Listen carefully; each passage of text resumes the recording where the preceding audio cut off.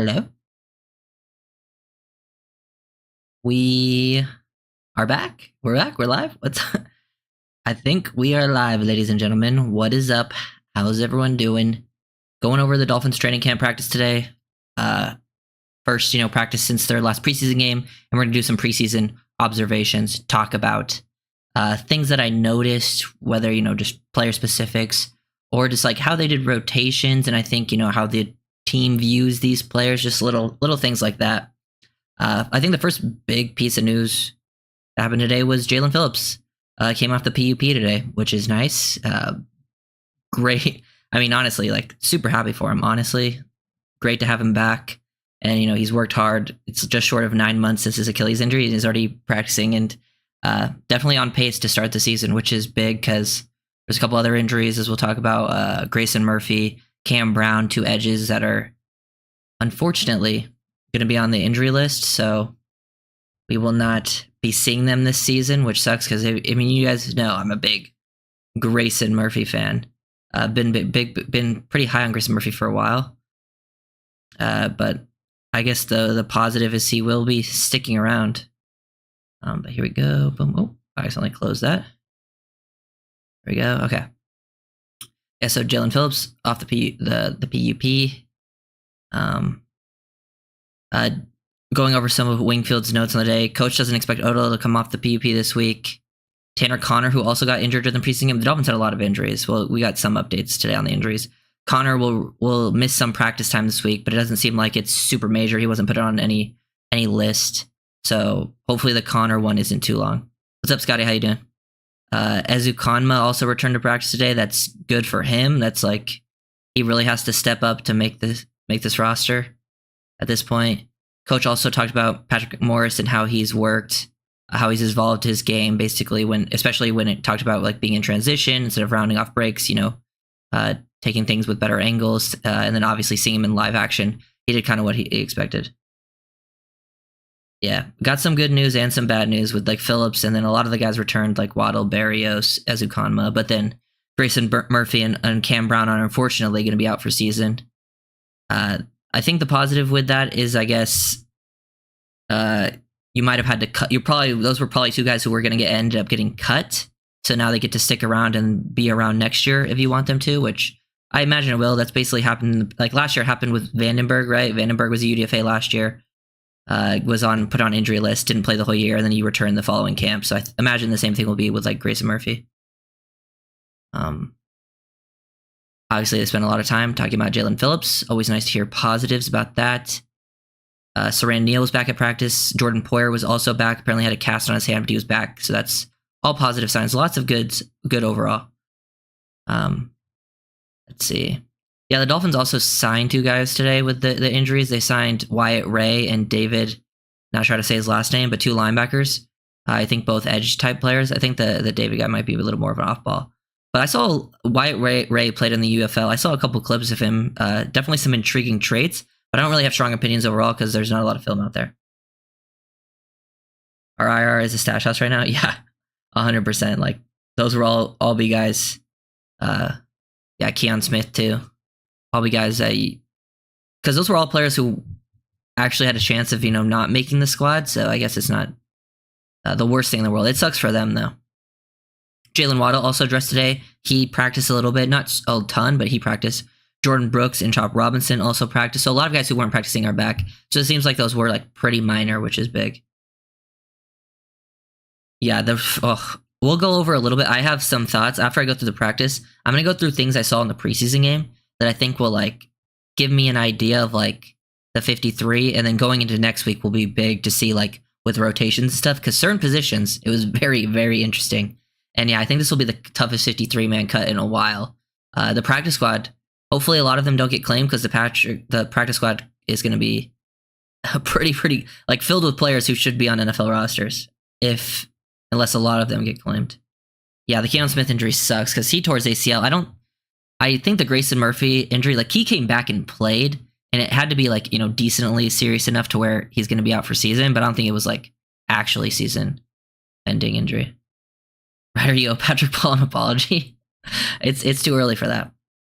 I will say, like, Patrick Paul played good. I gave him his credit in the video, but he did have still some problems in pass protection that I do think need to be improved, for sure. Especially like to see like live action versus starters. But he did a great job in the running game, and definitely check out that video. But I'm excited for his progression. He's definitely progressed better than I saw. D tackle is impossible right now to predict. Oh my god, yeah, we're gonna talk about D tackle group for sure. I have a video on Gallimore going out tomorrow. Neville Gallimore played.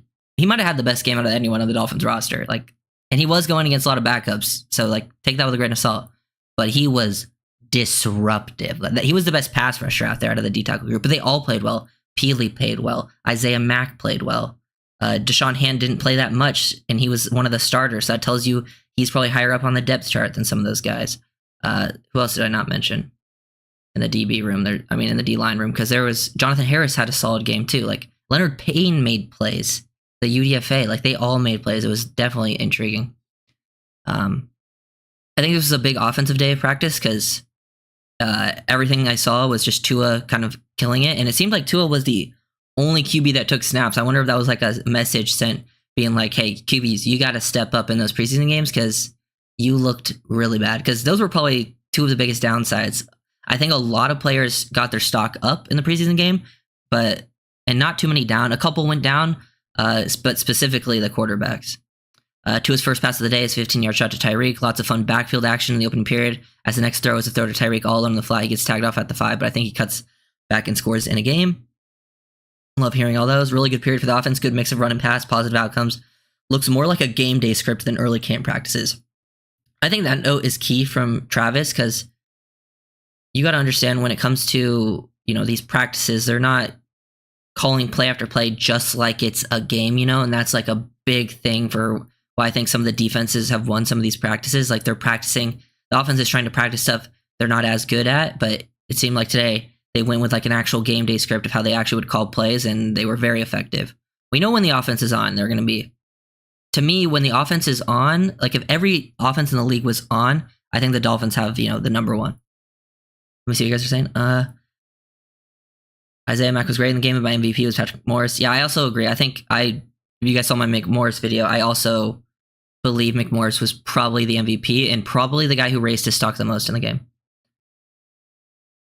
I did a 25-25 roster split. Do you think McDaniel takes 26 spots for offense? I think it depends on injuries, to be honest, at either spot. But I would say they probably would lean offense because they might want to keep an extra tight end because the tight end room is tough to call right now. Same O-line. He even said today with the O-line in his interviews, he says they have more bodies than they can actually keep. And then who knows how the other stuff plays out.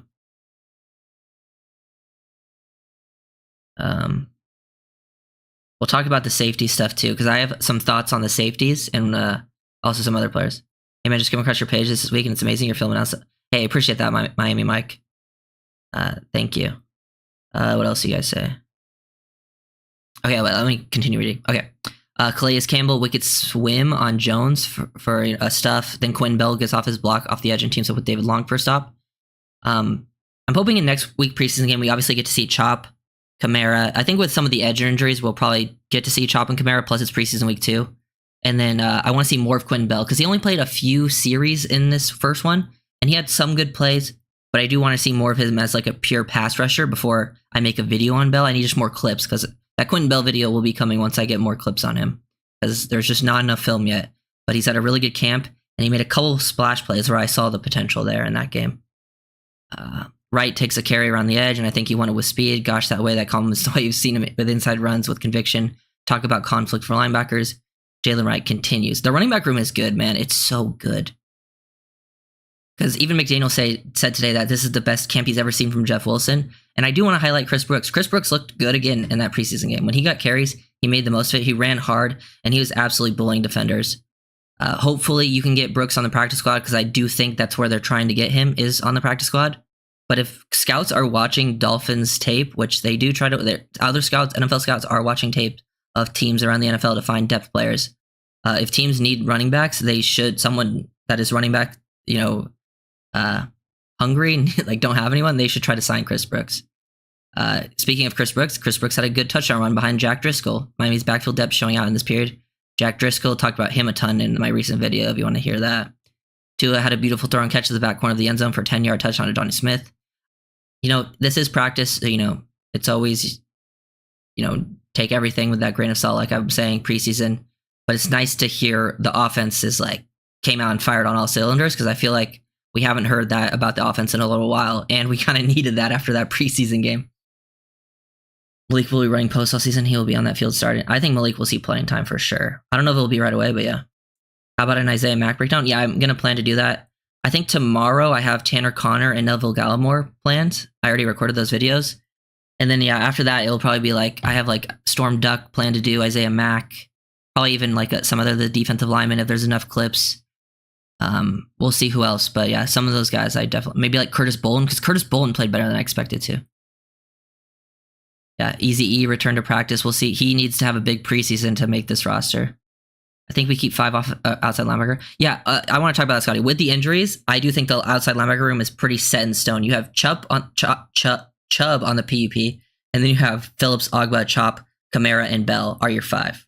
That's the one that's probably the most set in stone right now with the injuries that just happened. Because the other guys are camp bodies, preseason bodies, and that just feels like where it is right now. I moved Brooks ahead of Wilson. Yeah, I agree, but I don't think the Dolphins agree. That's the problem. Who was your offensive and defensive player of the game? Yeah, for defensive player of the game, I'd probably say McMorris. Yeah, I think McMorris was the most impressive player to me from start to finish. Offense is a little tougher. I kind of want to say Patrick Paul, because he played so much and played really well. Some of the other players just didn't play as much, so it's tough. I think Jack Driscoll is in the conversation for that too. I also think Tanner Connor would be in that conversation. Jalen Wright. Those are probably the 4 I would choose between. Trade Berrios and Wilson. I mean, I would be down for that. I just don't know if that's going to happen. Yeah, I agree, Jack. That's how it is in the preseason. That's why I don't put too much stock in the actual scheme in preseason. That's the stuff I pay attention to the least, is that, the play calling is very vanilla.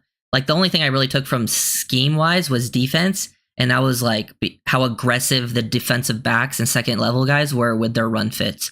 They got downhill in a hurry. They definitely will be more involved in the run fits. But actual play calling, I'm not putting too much stock into that. Let's see. Another day, more Tua with springy steps out of pressure. You can see how that little out of juice and how it changes the way ever so slightly to defend him.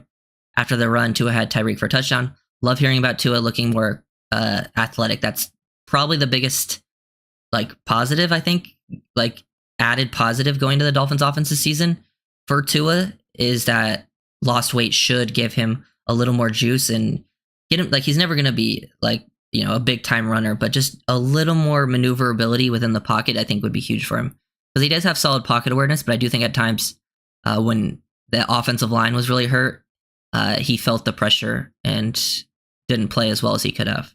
So that should help him. Jalen Wright, another 10-yard scoring run with a block of Craycraft. Got to the perimeter. Jalen Wright, stud. Fan of him. I think he'll be a very good player in this league. Him and Achane are going to be a very, very good duo, a very fun duo as well. Tua dime to the back of the end zone to Reek, got over the second level, ball dove right into Reek on the end line. Love hearing that. It's just all positives for offense. I love it.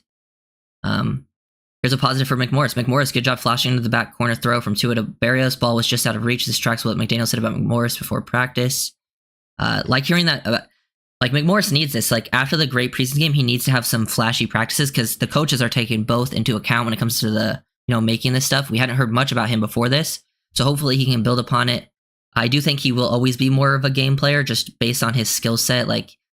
He's a very intelligent, physical, loves to tackle, and that's always going to show out more in the game than it will in practice.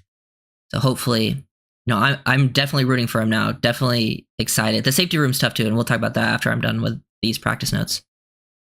Light day for Jalen Phillips. And that's basically the main practice notes that I wanted to go through.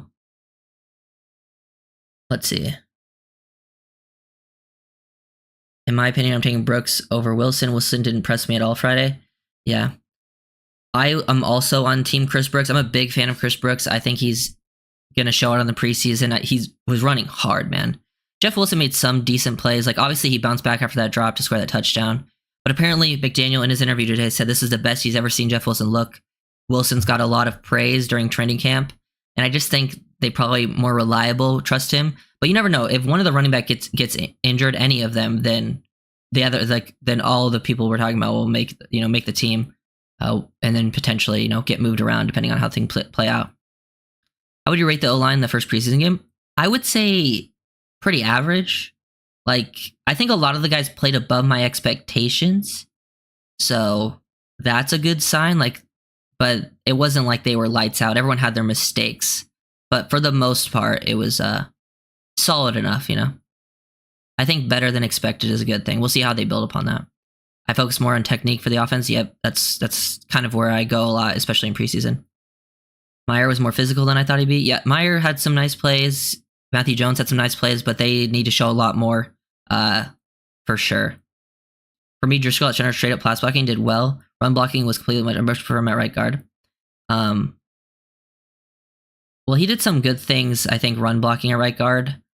Center, he definitely... Here's the thing, though. I think I would rather have Driscoll as the backup center than Eichenberg, because I think Driscoll fits more of that athletic profile that they want at center.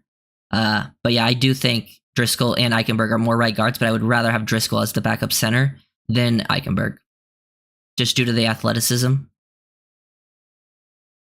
With Brooks, and yeah, agreed. And Brooks, we've seen him. He can pass some of that. He played some fullback last year. Didn't do that bad.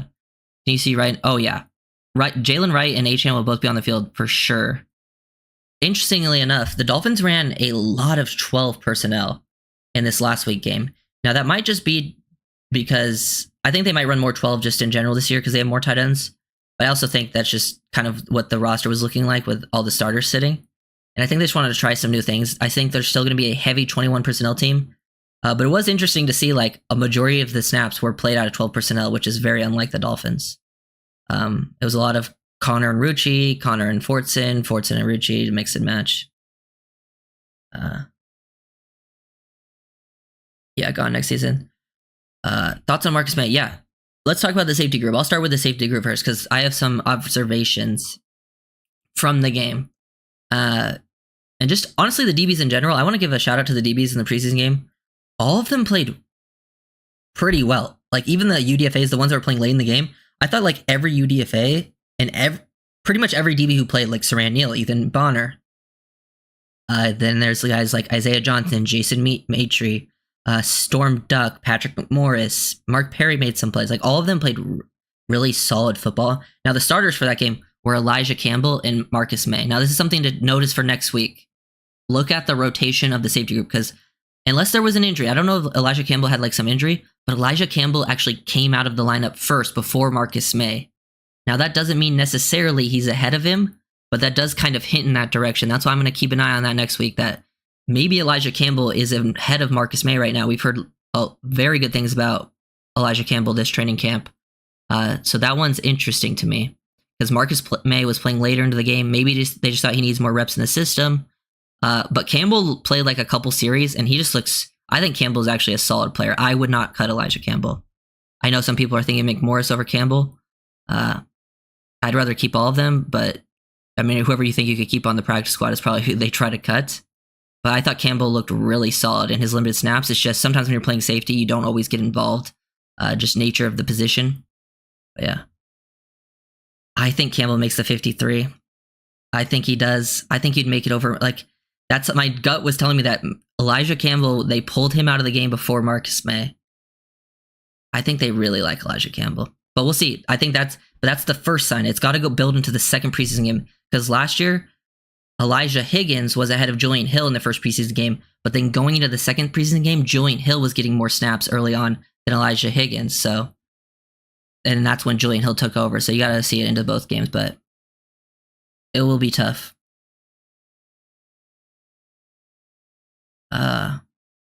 But I thought Marcus May played solid too in that game. Like all the DBs played solid.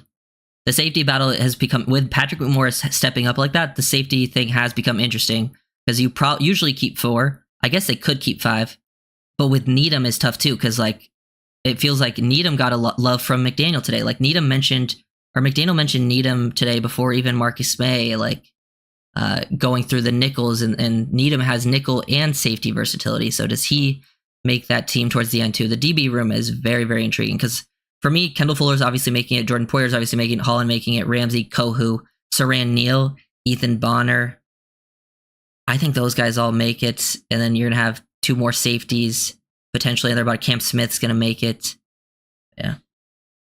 I have 11 DBs, Ramsey, Fuller, Smith, Neal, Bonner, Holland, Poyer, May, McMorris. Yeah, but I think if they keep 11 DBs, Elijah Campbell is not going to be left off that list. I think he's got a lot of love within the organization. Yeah, let's see. We can go into, we'll talk about the off-ball linebackers. You obviously still have your top 3. I'm only keeping 4, and it's become interesting because I think Curtis Bolton played a good game. I thought he was probably the best out of that linebacker group. He played like the whole game after Vandenberg got hurt. Vandenberg getting hurt, that really ruins hurts his chances of getting a chance. I think right now it's still probably Duke Riley as the 4th, just, reading between the lines, looking at the veteran presence. He was the first one to really come out. He made a couple of nice plays. And yeah, I think they probably think it's Duke Riley right now, but I do think it's still up for grabs for like a Tyndall to take a chance.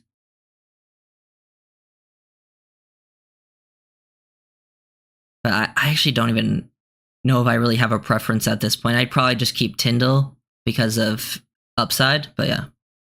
Riley cap space, yeah, that's a good point.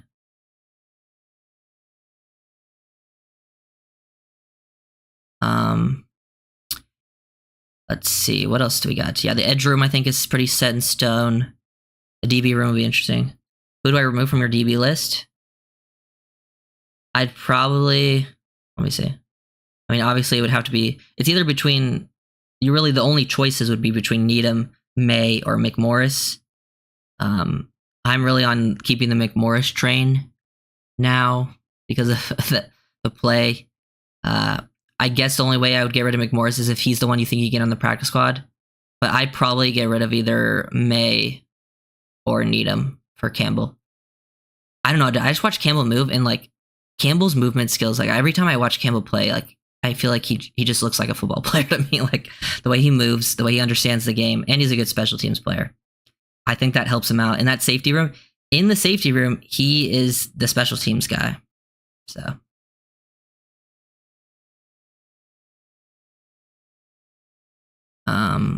And the D-line room, wow. Because D-line room feels like right now it's Sealer, Benito Jones, Calais Campbell, and Tier Tart. Feels like those guys are making the team. Now after that, you can keep 5 or 6 defensive tackles. We'll see what they end up doing.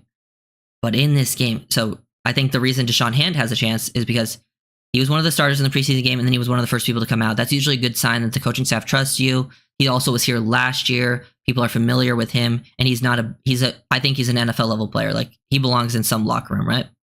And then everyone else showed out and played way better than I expected. Isaiah Mack made a name for himself in that game. I thought Brandon Peely was getting starter reps and played a lot throughout the game, and he was playing better than I expected to. Neville Gallimore was the best of the bunch. Super explosive, impactful, disruptive. I have a video coming out of him tomorrow. He also, Jonathan Harris and Neville Gallimore also gave you edge reps. Like later in the game when like Grayson Murphy, Cam Brown, they were all hurt, Dolphins came out with 4 defensive tackles, and Jonathan Harris and Neville Gallimore were coming off the edges, big edges, and Gallimore was still getting after quarterbacks. Harris was setting the edge well versus the run. Leonard Payne came in late in the game, didn't play too many snaps, but when he came in, he looked like pretty good versus the Falcons, roster bubble players too, which is tough.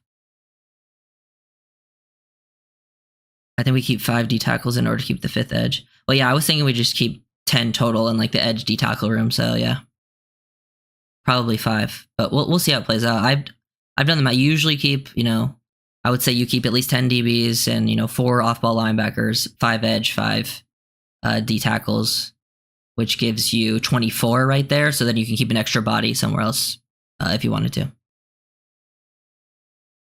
Which is either like at the DB room, like you had 11, or add it to one of those rooms. Yeah. Anything else? Yeah, the running back room we talked about. I think Dolphins have I think Dolphins have 5 running backs right now that are legit, like, NFL players for sure. Obviously, they have a clear top 3, but that 4th spot will be interesting. The tight end room, man. I think okay, so this is where the tight end room is Durham Smythe, Jonnu Smith, and Julian Hill. Didn't even play in the preseason game. So they see them as a clear top 3. I see them as the clear top 3 right now as well. Julian Hill and Durham Smythe are clear Y tight ends. They're inline guys. They're blockers.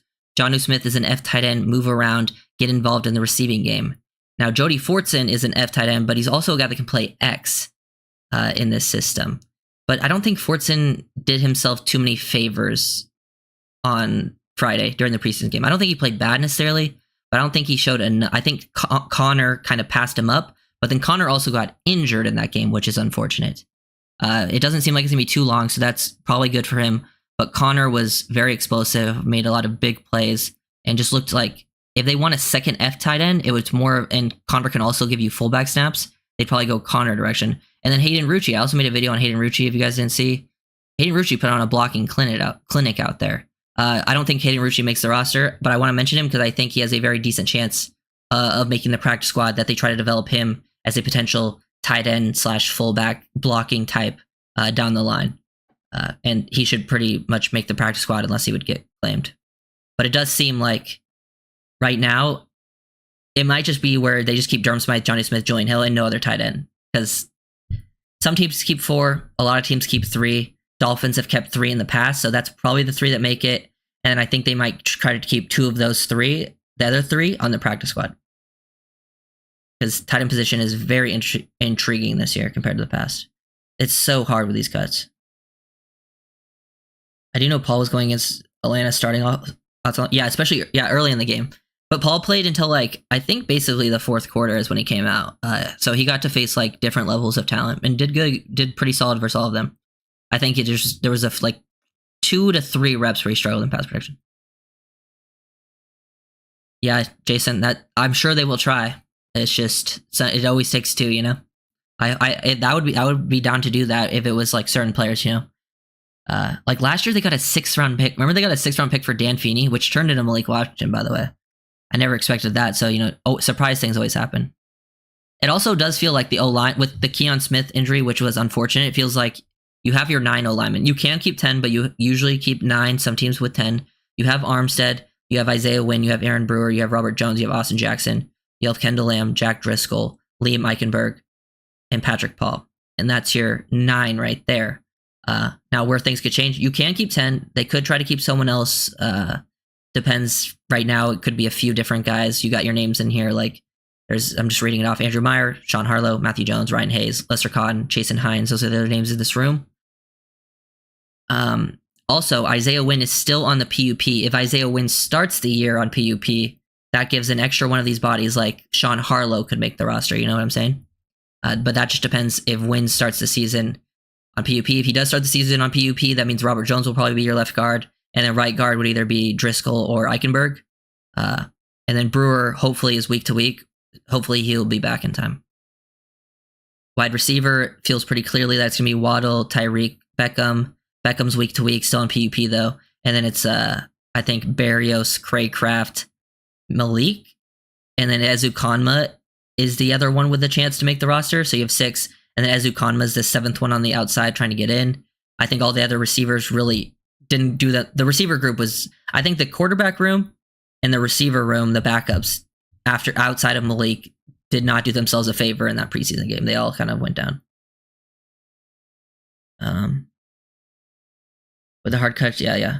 We can get pick swaps out of Berrios, Wilson, and Riley, in my opinion. Yeah, those would be the players to do it. I have O-line Armstead, Jones, Brewer, Eichenberg, AJ. 1, 2, 3, 4, 5. With Paul, Lamb, Driscoll, and Meyer.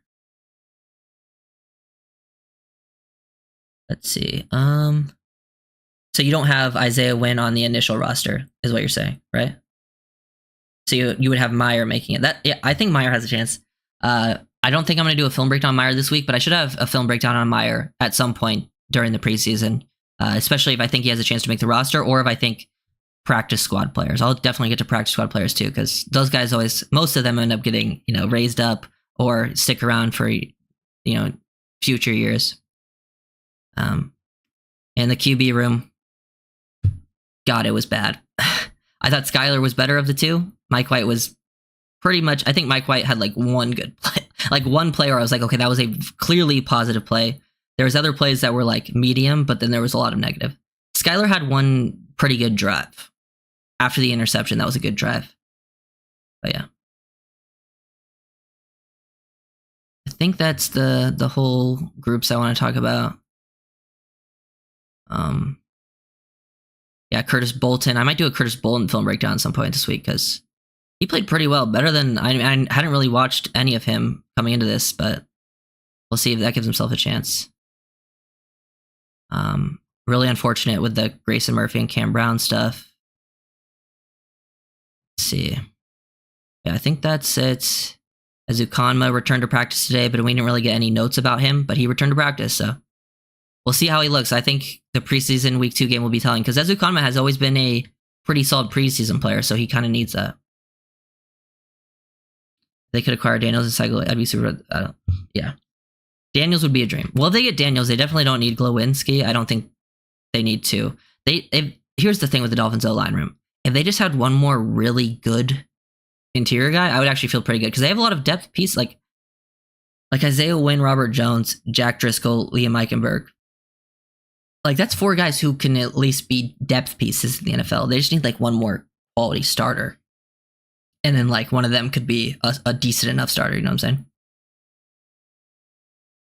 Or did you know the Dolphins held out 40 first-team players and Falcons held out 26? I did not know that. I knew the Dolphins I didn't know the exact numbers, but I knew the Dolphins held out more, I'm pretty sure. Oh yeah, for sure. But I don't see why the Steelers would trade him unless they, we're kind of desperate. Let's see. Anything else? Oh yeah, let me talk about maybe I thought Storm Duck played really good in that game. Jason Maitre looked good in the slot. Like, he looks like a natural slot player. Those are probably... Isaiah Johnson looked better than expected too. feel like out of the UDFA DBs, they were probably the most impressive to me. I thought Mark Perry made some plays. Colbert made some plays as well, but out of the UDFAs, those would be the guys I think that are ahead right now for practice squad. I don't think any of them have a chance of making the roster. It's the wrong year to be a UDFA for Dolphins DB, because Dolphins have a very good history with Dolphins, with the UDFA DBs. And it looks like a lot of them have a chance. Like, one of them, they have a lot on the roster with Kohu was one, Needham, Bonner, and those guys will all have a very good shot of making the roster, obviously. Good job with the Ringtowns you've done since the game. Yeah, I've watched so much film, and I feel like still I haven't watched every player individually, but I've seen enough now where like there are certain plays where I was watching people, but I'm excited to go back and still look at some people like individually, I've watched a lot of the defense now, but I haven't sit down specifically and just watched like Isaiah Mack yet, but I've seen him making a lot of plays out of the corner of my eye when I'm not watching him specifically. Like, that's how it, how much he popped out, which is kind of crazy. Even Brandon Peely was pretty impressive.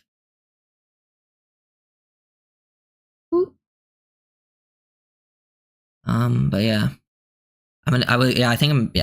probably won't stream tomorrow because I'm going to be pretty busy. But might stream Wednesday. I think it's Thursday. Dolphins don't play. Their game's on Saturday, right? This time, I might stream the Thursday because I think Thursday they're doing a practice. It's the joint practice with Washington, so I want to definitely do a stream after the joint practice, see how Dolphins look in that. But I think that's pretty much everything with the updates for this practice and everything I want to talk about with like my preseason observations and players who I think are ahead of others or who I think should be ahead of others. Unless you guys have any more specifics, questions specifically. What do you think happens with the QB room? Final thoughts. I've seen a lot of talk of Tannehill, and I will say, let me say this on, I think Tannehill is definitely a better player than Mike White and Skylar Thompson. Straight up, like 100%, not even close. I don't think Tannehill was ever, I know when he played for the Dolphins, people were very split about him. I don't think he was ever bad. I just thought he was just not good enough. Like, he had seasons where he was good, but he was just not good enough. You were trying to upgrade him all the time.